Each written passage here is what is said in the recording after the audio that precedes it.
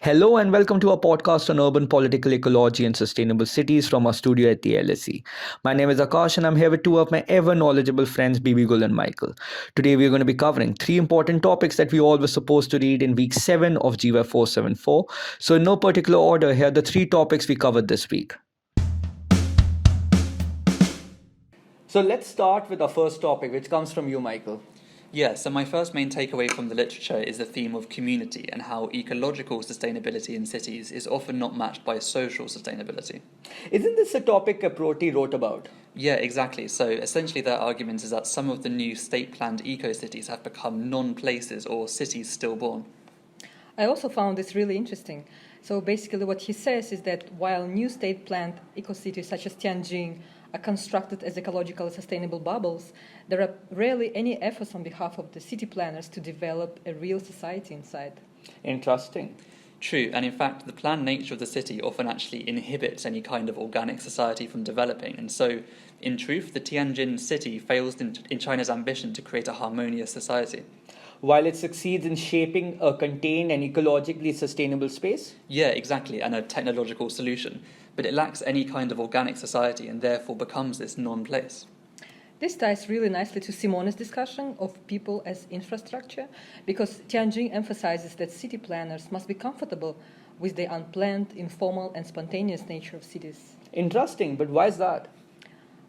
Basically, because it is through such unplanned encounters that people make sense of their city, participate in urban life, and shape the city's societal infrastructure. That's exactly right, but I think it's also important to note that this challenge of social sustainability isn't just limited to the new state planned cities. Didn't Lauren Landau write a research paper regarding this? Yeah, he did. The paper was about circular migration in East Africa, and essentially his argument is that people occupy urban space temporarily to extract resources and to benefit from the city, but they never really feel a sense of belonging or make any conscious effort to engage with or shape societal life.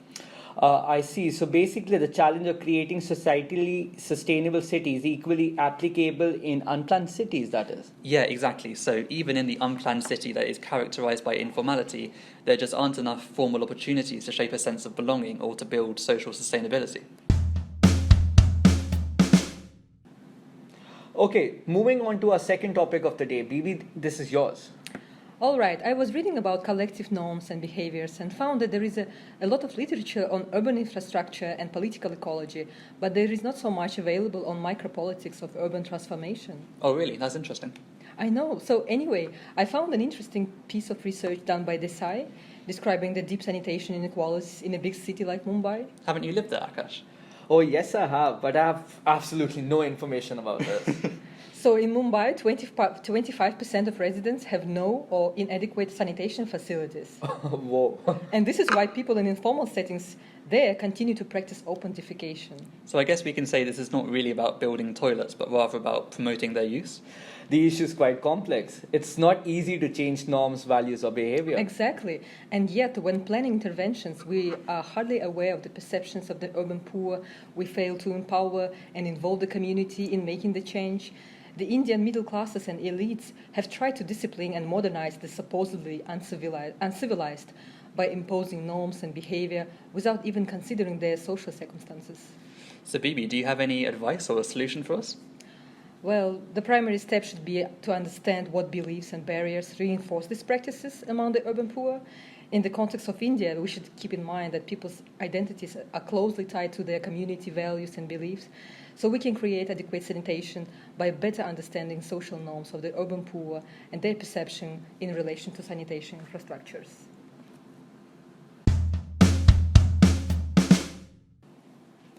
Okay, moving on to topic 3. Guys, do we have anything to discuss on exclusion and inequalities? I think we can discuss a little on the Tianjin eco-city. Yeah, which can be perceived as an instrument for forging social segregation and promoting elite urbanism, isn't it?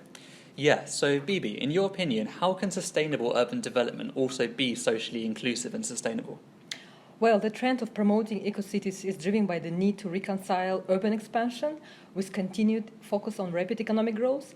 However, the discursive constructions of eco-cities raise the question of whom is the eco-city built for? Yeah, I think that's exactly right. Eco-cities have succeeded in creating a container of clean and functional urban space. But these are so exclusionary and reinforce societal inequalities. Also, in reality, it's going to be the wealthy alone who can actually benefit from the new eco-cities. And while there will be some wider benefits in terms of things like transferable technologies, for the most part, these eco-cities can be seen as something of a safe haven, but only for those with the financial means. And then linking this back to the imposition of norms, the planned city is so organized and structured that there is just no space for informality or coping mechanisms. Yeah, such as opentification. So again, the imposition of strict societal norms around cleanliness and order excludes anyone who doesn't fit the mold. I was reading recently a report on African cities, and it explained that the lack of structural transformation means they are no longer able to provide the prospects for improving livelihood, and argues that those who come to the city often lack the financial or social capital to contribute and build the city. But the issue here is that many urban residents are forced to make what they can of their bare lives, and this often involves seeking whatever informal housing and livelihoods. Yes, but the harsh reality is that these things are often the things that urban planners in the state are increasingly cracking down upon in order to shape an orderly city.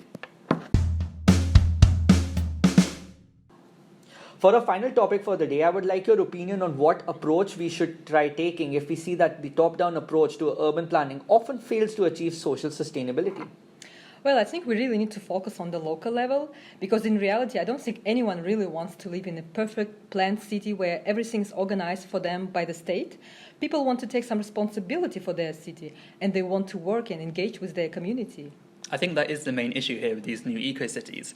It's just so prescribed that you work in this district and you live in this tower block, yet in reality it's civil society and local markets and community organisations that actually foster social cohesion.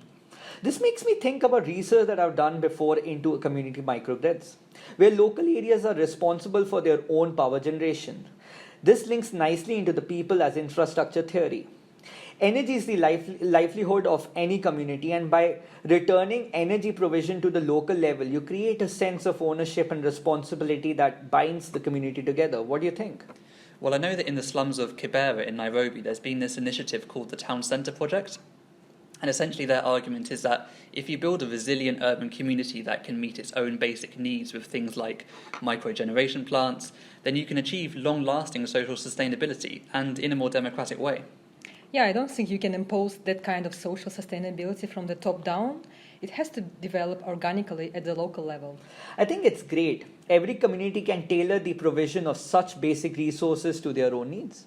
This has been the case with regards to water supply in India as well, especially in water-scarce states like Chennai, where the law has recently changed to make it compulsory for all homes to harvest rainwater.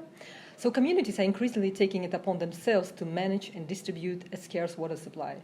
Yeah, and reliance on state supply and private vendors has caused conflict between locals and the IT corridor. But when every community has to look out for itself, suddenly people are forced to devise solutions that are sustainable and work for them. I think that's actually a really interesting point, and going back to the Kibera case, slum dwellers are often forced to be the most resourceful, and they have to devise improvisation strategies or informal solutions that best meet their own basic needs. So this links back to how the cities will inevitably have unplanned and informal dimensions. It is the interaction of people making their weight in the city that ultimately shapes urban space and creates social cohesion. And wrap up. So, thank you for listening to our podcast, and in case you want to know more about the information that we've shared, I would suggest that you go through the readings. Hey listeners, I hope you enjoyed our podcast, and now we would like to pose some discussion questions for you all to discuss in the class.